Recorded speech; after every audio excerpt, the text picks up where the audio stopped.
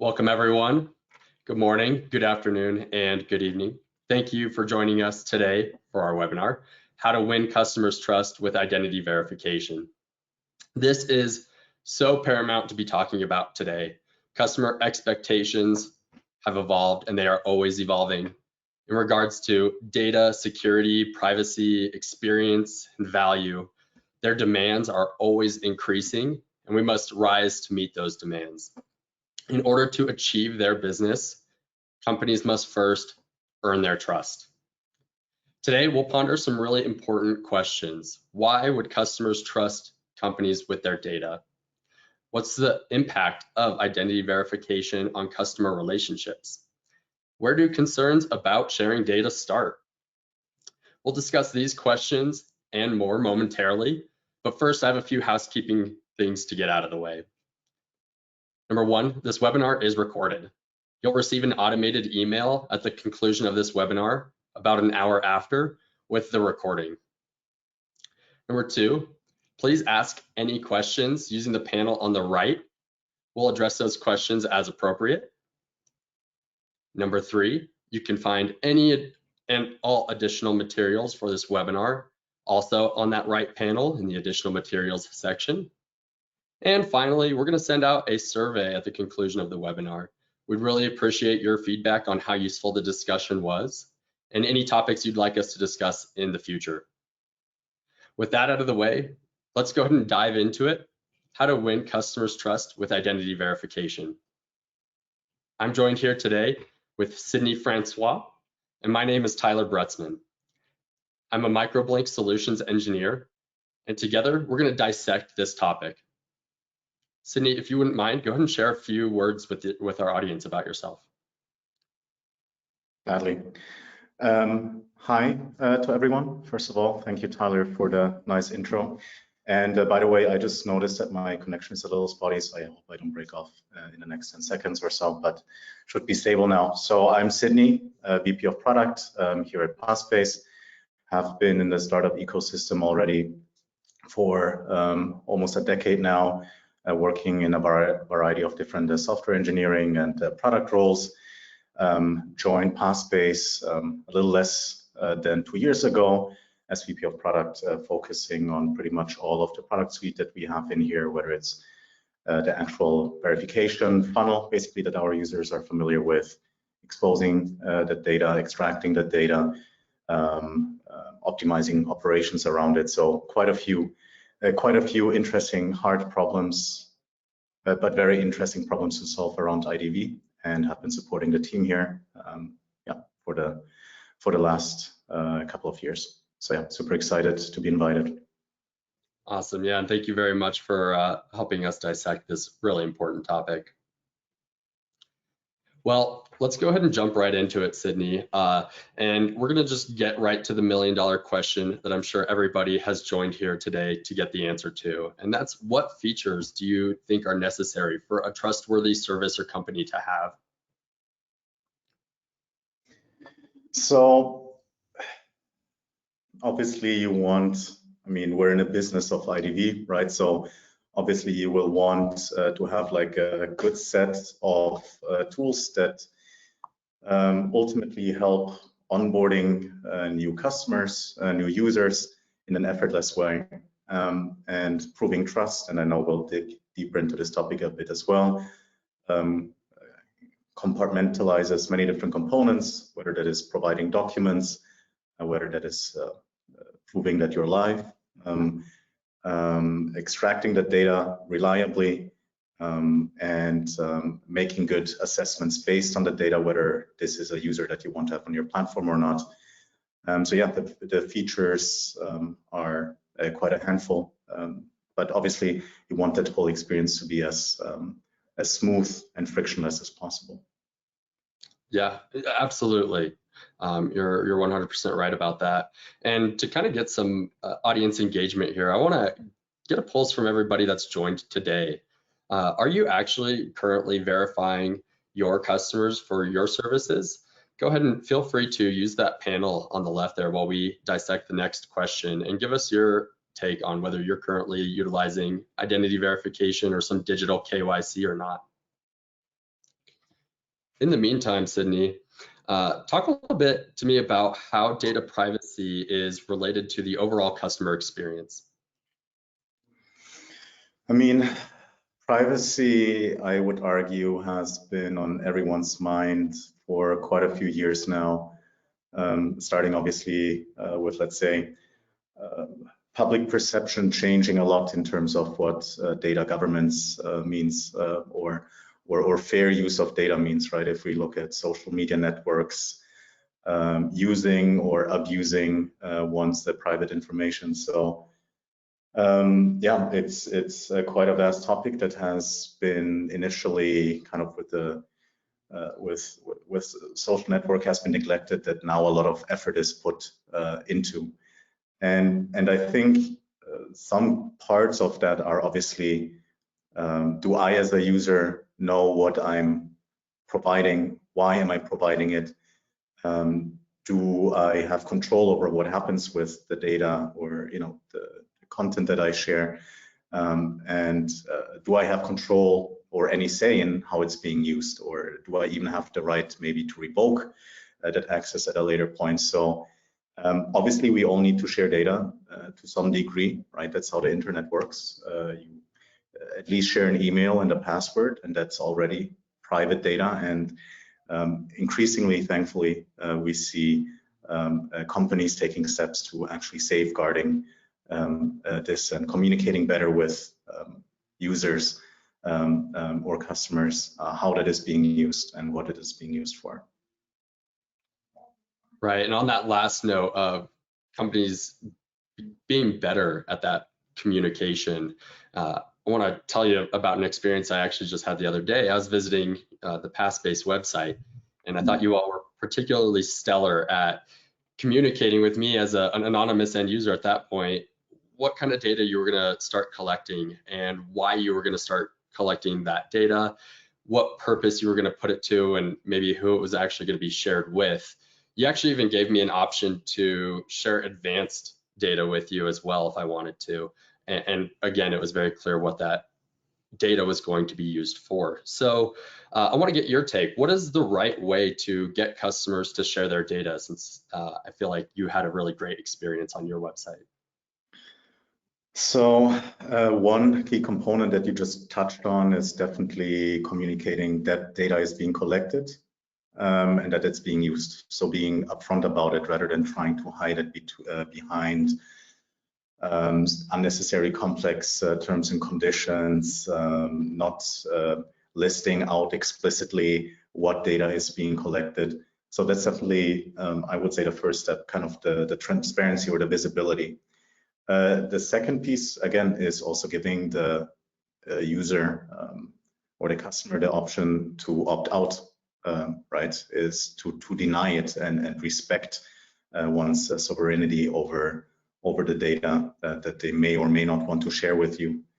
And the last step is just having, what should I say, very clear, what is that, opinion on how to even store data to begin with, right? So one thing that I keep telling our customers, so Passbase customers, is don't collect data that you don't actually need to have, right? Don't over collect. Some data is necessary, right? So we want to have metrics, for instance, to improve products. Some are even necessary for a product to work or for you to consume a service, right? So if you want to sign up for a neobank, or you want to sign up for like a crypto exchange, some legal requirements exist, right? But that still doesn't mean that data retention should be infinite and you over collect on data that you may not even need, right? So somebody's, what am I thinking of? Whatever it is, like any amount of data that you actually don't need for your service to critical services to be able to run. Right.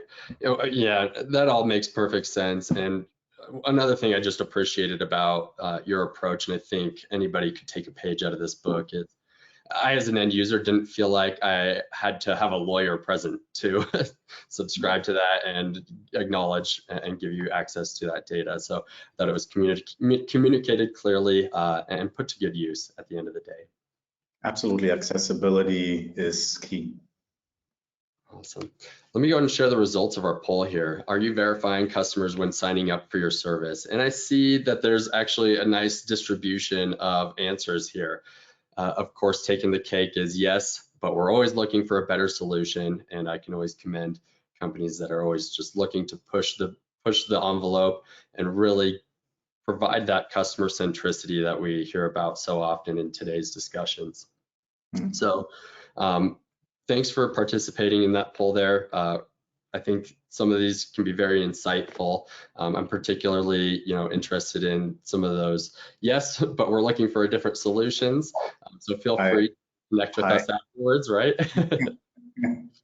Awesome.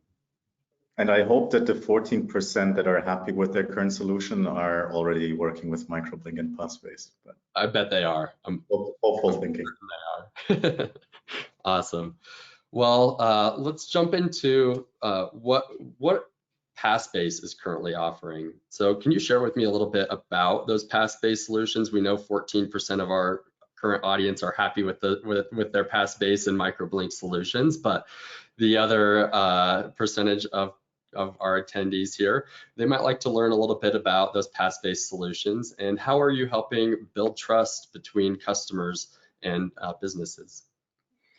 So the maybe slightly naive one-liner is Passbase verifies identities on the web. That's a very naive kind of like broken down version.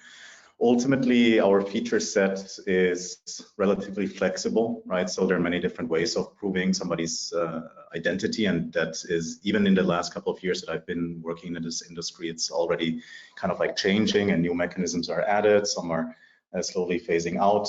The way that we currently approach verifying identities is by providing a liveness check, right? So that means somebody like your customers are going through the funnel and they are completing some form of challenge, capturing their face, and we make sure that whoever that user is, they're not wearing a mask, they're not employing any kind of like deepfake technology, like to project a different face onto their face. And of course also that person is actually at the time of the verification present. And that is kind of like the first step. And the second step is any kind of like government ID, right? Passports, national ID cards, driver's licenses, kind of like some official like government issued document. And that is then extracted for authenticity, right? Because I could also print just something onto a piece of paper or print my picture onto it. And we basically face match these official documents against the liveness video and make sure that the person who is conducting the verification is also like the owner of the document that they provide. And ultimately, based on these data points and some behavioral analytics in the back, we make a final assessment on whether that given user is trustworthy, whether the evidence that they provided is trustworthy. And I mean, I only mentioned a couple of examples. We also have like insurance card checks. What else we have? I mean, those are kind of like the big three, the big four. And giving a lot of power to our customers also to make their kind of like to surface this information and make any kind of like assessments themselves as they want to. However, we do encourage kind of like a mix of both. Having some verifications that are treated manually. So if you want to have like a double check and kind of like on a case-by-case basis, decide on whether somebody should be granted access to your service, or most of our customers also have like some certain rules set up where automatically end users are rejected or accepted depending on whatever risk profile may be relevant. Yeah, that's really great. I hear Passbase's name all over the place. You guys are very well known. You're definitely trustworthy in the space. So all of you out there that aren't happy with your current solution, definitely connect with us afterwards. Well, that's great. I want to delve a little bit into the actual implementation of the solution itself, because I think that can have some impact on both the conversion funnel itself and the trust factor, whether customers deem you trustworthy in that cycle. So can you talk to me a little bit about what are some common mistakes in verifying customers? What makes them drop out at that stage of identity verification? And do you have any maybe like fun stories you can share with us? And before you get to it, I'm going to launch one more poll here. Just kind of in relation to this question, think about identity verification as a first step of your customer's introduction to your company. What do you think they're thinking about? Go ahead and select one of those: obstacle, security, necessary evil, total delight, or something else. And I'll pass it over to you, Sydney. Sure. So first off, I mean, hopefully or at least what Passpbase aspires to do is to design a flow that is a delight, that users find, or in this case, your customers find easy to pass, while still being a reliable filter, right, for potentially bad actors. So what is the first mistake? And I would argue the first mistake for a lot of companies is to not think about identity verification at all. So we work quite heavily with crypto startups, and some of just one of the stories that I can share in this space is we had a prospect like approaching us, like already having onboarded like hundreds of their customers, and then realizing, well, we actually have some obligations to prove that people are not, laundering money through our platform, or they are they don't have any other malicious intent in terms of scamming other users. So even like marketplaces theoretically should really think about identity verification. So some of them don't even start thinking about the potential liability that they incur by not having identity verification in place. So we had this crypto startup. They realized they had already onboarded hundreds of users, and doing this retroactively is incredibly difficult. At this point, the damage may have already been done, right? For instance, if you're a crypto exchange, and it's really not something that you want to think about as a second step. And when it comes to implementation and how to make it as frictionless as possible, is to work with a company like Passpbase. We're not the only players in that space, of course, but making it very clear to users, even before our verification funnel basically starts, look, this is what we're trying to do. This is why we need to collect the data, and this is what it's going to enable you to, these are the services that it's going to enable you to get access to before. So I think a lot of education can even happen pre-funnel, so pre-Passpbase implementation, just kind of like giving your users the awareness of why the necessity for identity verification exists. And to begin with, so the good thing is in regards to drop-off rates specifically, just because you brought it up, at least with the companies and the industries that we work in with, is that conversion is actually not that much of an issue, because if you have a product that people want and they realize the benefit of having their identity verified and also interacting potentially with other stakeholders on that platform, so having identity verification in place actually raises the overall trust level of any kind of like service that you interact with anyway, right? So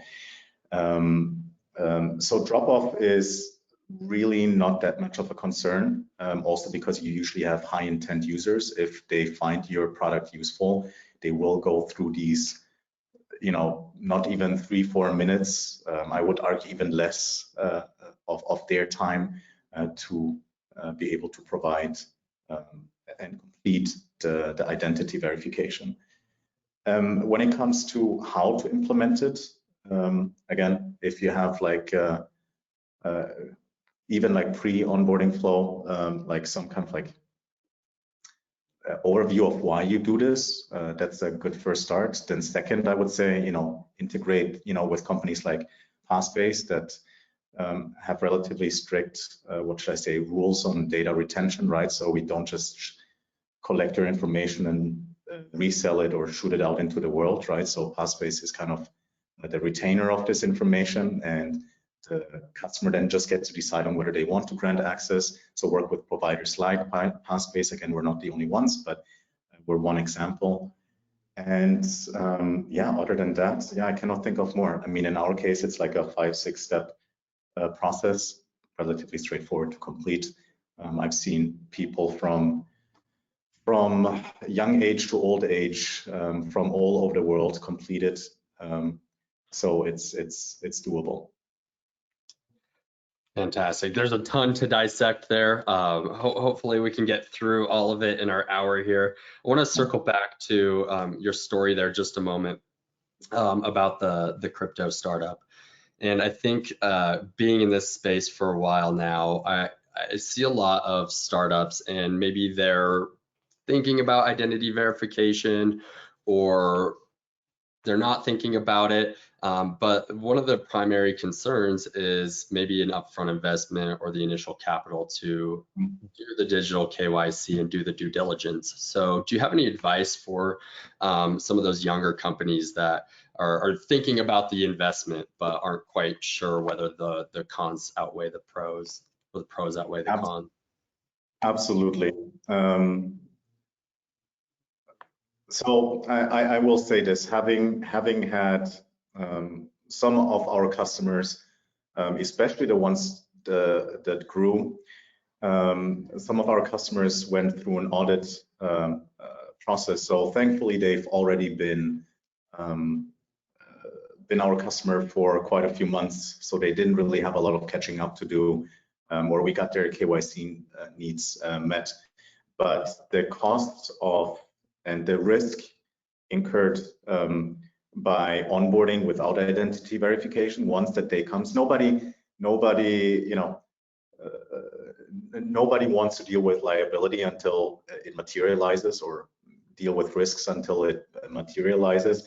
And even though they have been integrated with us for months, the auditing process, like the amount of fees paid to compliance consultants, lawyers, is just not something that you want to defer to a later stage, because it can become very pricey to have the legal representation and take care of that, or kind of like try to clean up after a lack of KYC process being in place. And as a matter of fact, every year billions in fines. I think 2021, like 5 billion in fines, or more actually. What was one? And in 2020 even more, just like billions in fine every year are paid by you know, companies around the world for not having a proper KYC process in place and for not properly verifying their users. So if you're a techie or an engineer, you're pretty sure with technical debt, the concept of technical debt. So debt that you know, by not properly building a feature is, you know, extending the feature in the future is going to be very pricey. In the same way, not having IDV is a liability debt. So you may not have to pay it back today, but there will be a day to pay, and hopefully you'll be able to afford it then. So doing IDV early is also not that pricey anymore. A few years ago, even I would say like 4 or 5 years ago, it would still cost like 8 to 10 euros per verification. And now we're really talking about like 1 to 2 euros or $1 to $2 per verification. So the unit economics here also don't explode because of it. So it's a very worthwhile investment that can save you a lot of trouble and a lot of pain. And we've seen the stories of companies, especially in the fintech and crypto space, that have not taken it seriously, and they end up paying the price somewhere down the line. Anyway. Yeah, that's some fantastic advice to some of those younger companies. And if I were to just distill that down to like a single sentence, maybe just think about the liability of not knowing the customer, and look at some of those statistics that you just shared with me, because those had me shaking in my chair a little bit. But you're right, the cost of that has significantly gone down, and the liability that you relieve by knowing the end user is paramount potentially to the future success of that company. That's some really good younger business advice. Any advice you want to throw out there for some of the more mature businesses that might already be doing some digital KYC? I mean, make sure that your process still meets, because legislation or has a way of always being updated on a yearly cadence. So we see a lot of changes happening. I mean, GDPR is a great example being rolled out. So a lot of legislation around whether it's in the privacy space, whether it's in the AML space or anti-money laundering space, something that is just consistently updated. So you definitely want to make sure that your vendor is able to provide you and quickly let you upgrade your KYC process kind of as you go, because it's for the most part something plug and play, but something that you do want to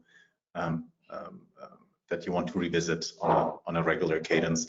And also, regardless of company size, just one more example, one more anecdote. So we also work with like a larger kind of like fashion marketplace, and because I explicitly mentioned like fintech and crypto startups, but even marketplaces, right? So if we talk about fraud, they had basically like a single user scam other actors for like 5 to 10K in merchandise. So this is also not like a purely kind of like fintech crypto problem either. So you definitely always want to, regardless of size and almost regardless of industry, have some kind of like KYC option in place. Right. That's fantastic advice for some of those more mature businesses out there. And your point about, conversion rates and the conversion funnel, and not really seeing a significant amount of drop off due to the intent behind the end user is really insightful as well, particularly in relation to the poll here. So I want to share the results for the poll, and it looks like overwhelming majority of businesses or attendees for today's webinar have the perspective that the end user sees the KYC or the identity verification process as security, which is great. I do see that 20% that maybe see it as obstacle. And so to your point, maybe it's not so much of an obstacle as we might initially perceive if the conversion funnel isn't suffering from the implementation of identity verification.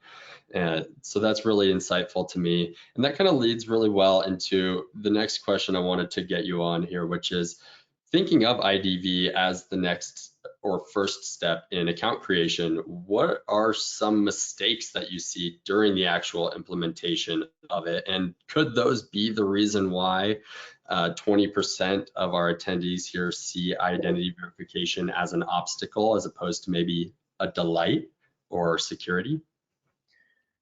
I mean, the fact is it does introduce some amount of friction. And my experience has been also, witnessing KY or witnessing IDV being implemented in different ways in different products is, so I do think it is a mistake. It depends on the type of, okay, quick caveat here, depends on the type of company or service that you provide. So I'm not saying this here is, like a blanket statement for every implementation.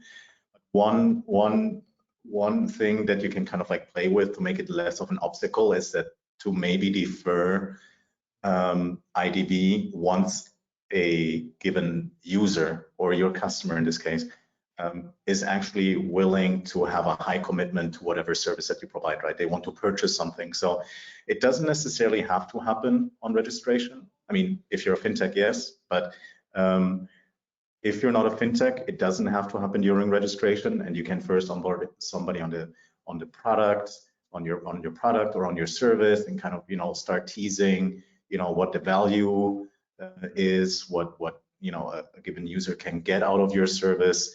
And only once they're really kind of like convinced and even higher intention, that then you say, okay, you want access to the service. I think Binance does it a bit like this, where you can already kind of like look at some fancy charts, but once you actually want to start trading, they make you go through the IDV, or if you want access to certain parts and kind of like sub products within their product, and then they make you step through the IDV. So it doesn't have to be the gate at the main gate at the door, but it can be deferred to a little bit later in the process, so you get basically get to present your service and product first rather than having a super tough onboarding experience. Right, hook them in with the functionality and features that you can offer, right? Don't give them an obstacle right away. And then maybe it does become more of a security perspective, like, okay, I'm going to do something sensitive now. Let me go through some of those extra checks, right? Absolutely, yeah. The other part I found really interesting about this poll was we had 14% of our attendees that really like their current IDV solution, and it's pretty clear here that 9% of those think it's a delight, and those must be our Passbase and Microblink customers. So thank you all to your attendance today. Awesome. Digging into the consumer perspective a little bit more on identity verification, I'm going to frame this question a little bit different than I had thought of it originally. Whose responsibility is it to educate the end user and make them feel like identity verification shouldn't be an obstacle, but it's in their best interest? You know, how can you set up your end users to believe that it's in their best interest to go through identity verification? Good question. I think there's a little bit of I think there are two. It's both on us, like Passbase as the actual, you know, IDV product. Again, to be as transparent as possible, as in what is collected, what your rights are, when it's submitted, and obviously providing, for instance, tools like you know, access and erasure requests, and having like a process in place where people can revoke access to data that they have previously shared. And so that's definitely a responsibility that we bear. I still believe, however, that it is on whatever product service that you're selling for you to say, look, this is the value that we provide. This is the benefit of security for the network that we provide. Again, like in a marketplace situation, our vendors, you know, you're not going to get scammed or you're going to get paid depending on what type of service that you have, right? In a gig economy, for instance. It's also definitely also on the product and service to kind of like say, this is the value that you get from us, and this is the value if you go through the IDV flow, but this is also the value that you get from everyone else participating in a given product environment or ecosystem by being verified, right? So this is kind of like something that we go through together. So yeah. Absolutely, and just to kind of weigh in as well on this one, I think really there's a lot of trust inherently tied with that identity verification process. I'm trusting the company with my data, but I'm also maybe earning trust among other end users of that particular service. So particularly in peer-to-peer services, right? I might want to have some level of confidence that the person on the other end of that transaction is somebody that has also gone through the same hoops that I had to jump through, right? And so there's a lot to be said about the peer-to-peer industry as well there. Absolutely. I mean, I've lived in the States. I currently live in Berlin, but I've lived in the States for a few years, and going to Craigslist for as open and accessible as it is, but getting a ride share of Craigslist always comes with some existential dread or fear of other things happening. So yeah, so that's definitely something that they would benefit from. Awesome. Good deal. Let's go ahead and move it forward then. And I want to go ahead and jump into what is the current status of the digital KYC market, KYC being know your customer, and is ID doc scanning and liveness and biometrics, is that all enough to really KYC and know your customer? Is that truly identity verification, or are there missing pieces of the puzzle that we need to start filling in? Yes, that's enough. No, I'm kidding. It's definitely, you know, having looked at that space for the last few years, so it's definitely, I would say, an incredible leap forward, even if we think to how it was conducted even a few years back, right? And also a lot less of a manual process, right? So back in the day when you wanted to sign up for for a high risk service, or or a service that is associated with high risks, for instance, a fintech space, like interpersonal interaction was like the only way to get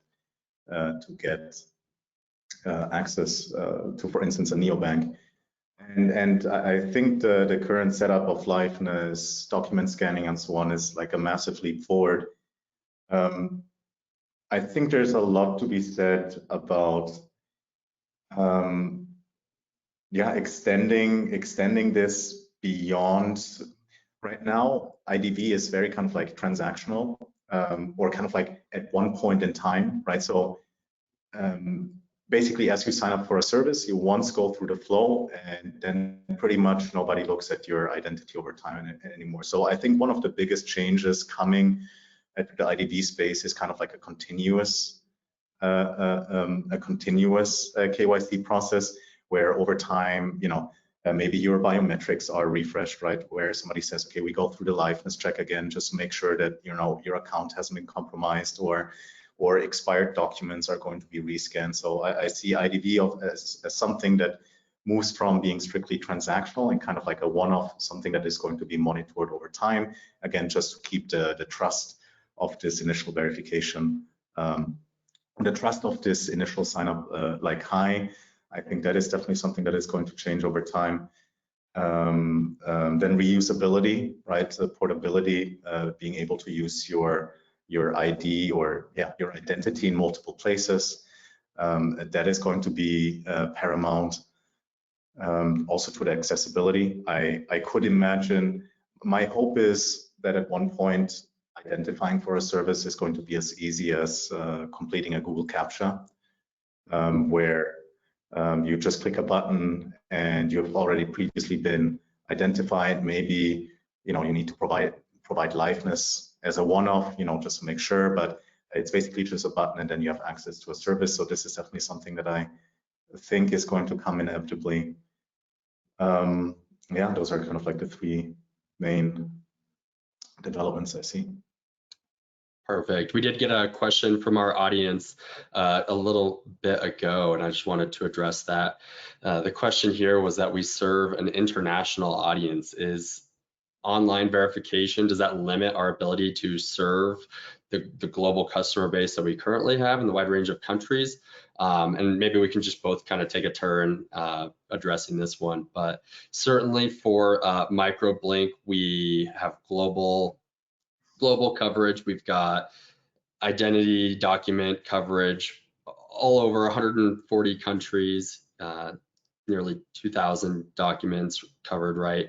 So no pre-selection of documents. And at this point in time, it's becoming more and more important to talk about observation bias in the actual models themselves.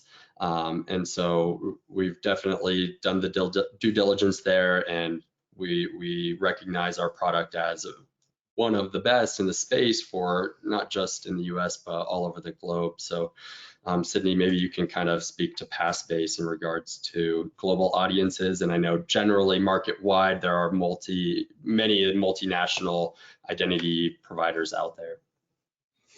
Absolutely. So, I mean, the first bit you already covered. Coverage is incredibly widespread and incredibly global already. And something that will keep evolving, something as more countries get access to internet services, and as the whole global market is kind of like digitized, that is only something set to improve. It's going to be a slightly lagging, what should I say, a lagging process, but I've seen the space update and include a lot of countries that you don't even think of. So in terms of addressable markets, like any customer that we've ever worked with, we never had the discussion of not being able to onboard a user because of the country that they're from. Yeah, so there's like just immense coverage. Yeah, so nothing that I truly believe to be limiting at this point. Perfect. So for whoever asked that question, reach out to us after the webinar and we'll definitely go through some of the broader concerns there. But yeah, I don't think anybody needs to be concerned at this point of having a multinational audience and not being able to support all of them, right? We actually had a second question come in here as well, just about the flexibility offered by IDV platforms and us in particular in terms of setting up different flows and assurance levels. So maybe talk to me a little bit about what Passbase is doing in that space, and I can speak to Microblink as well. For sure. If I understand the question correctly, it's about being able to address different types of segments within your user base, like potentially across a global market. Do I understand it correctly? And how Passbase and similar IDVs tackle that? That's how, yeah, absolutely. I think about the flexibility of achieving different flows for those different audiences. Understood. So the good news is, and I swear this this just happens to be serendipity that this lines up, but so first of all, our existing product already allows you to configure many different things, set up multiple flows for multiple markets via configuration. We are actually just about to launch another what we call the policy feature, which basically allows you to create different policies for different not only countries but also user segments, high risk, low risk.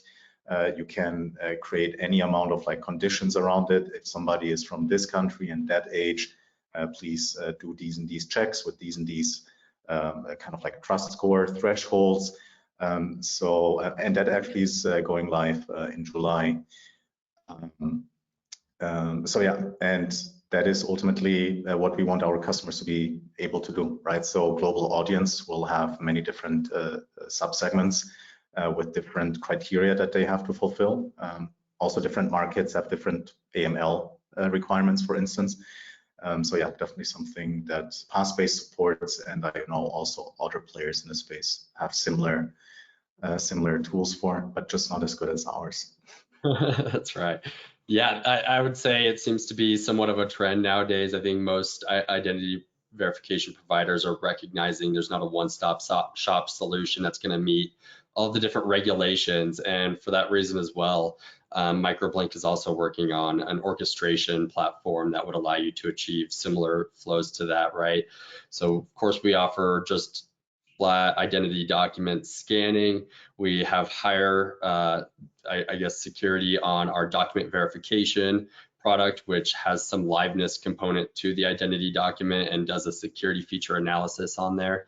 And then there's, of course, the biometric and selfie liveness component as well to ensure the user presenting the identity document matches the identity document. And what's becoming as well more and more important is the ability to run some of the documents or identities against databases like politically exposed persons and DMVs, right?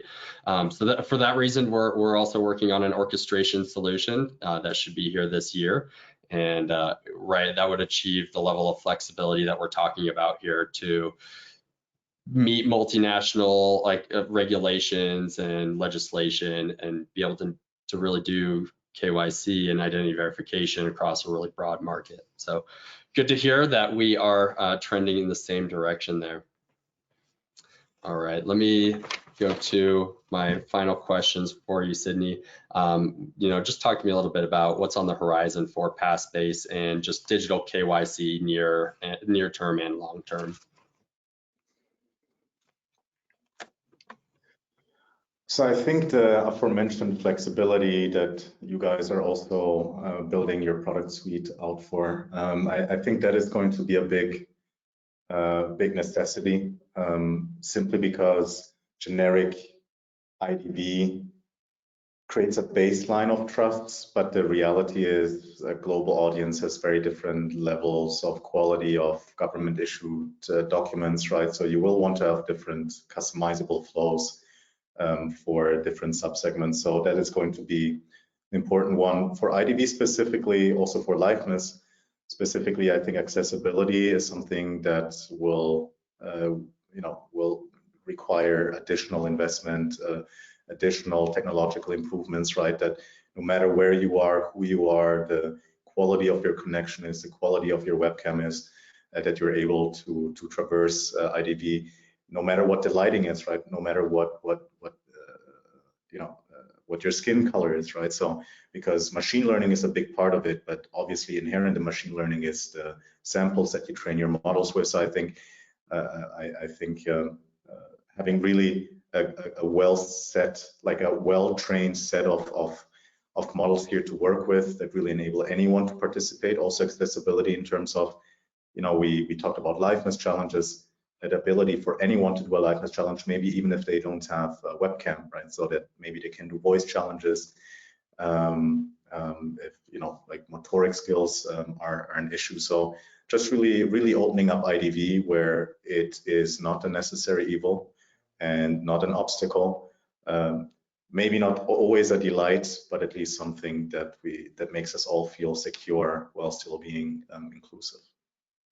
Absolutely, and that all like trends really well, right? With gaining the trust of consumers, if we can open up the accessibility of these feature sets, make it available regardless of the technology at your disposal, then that's ultimately going to continue to build that trust as well. Well, awesome. I really appreciate you weighing in on some of these questions here. If anybody out in our audience has any additional questions, actually, let me go ahead and process some here because I see a couple have jumped through. Let me go ahead and see. All right. Great, and maybe this one, we'll maybe tag team a couple of these, but how could we validate two identifications for the same person? So maybe in this scenario, I'm assuming it's maybe like a driver's license and a passport or something, two forms of identification. And I don't know how you'd weigh in on this one, Sydney, but I'd say the orchestration solution that I would both of us are working on right here could be an ultimate solution to this particular problem. Oh, for sure, absolutely. And it will probably also differ country by country, right? So some countries have stricter regulations when it comes to the validity of a driver's license, for instance. And yeah, just knowing your target market well, understanding the compliance requirements, if you have compliance obligations, and setting up the according policies and flows, custom flows for each segment. Certainly. Cool. All right, I see a couple other comments here. Can you talk about behavioral analytics in the IDV process? Yeah, I mean, to a certain extent, because obviously that is what makes the secret sauce, but behavioral analytics, what you want to look out for are, and I mean, it's a very interesting space. So what you want to look out for is obviously the identities that you flagged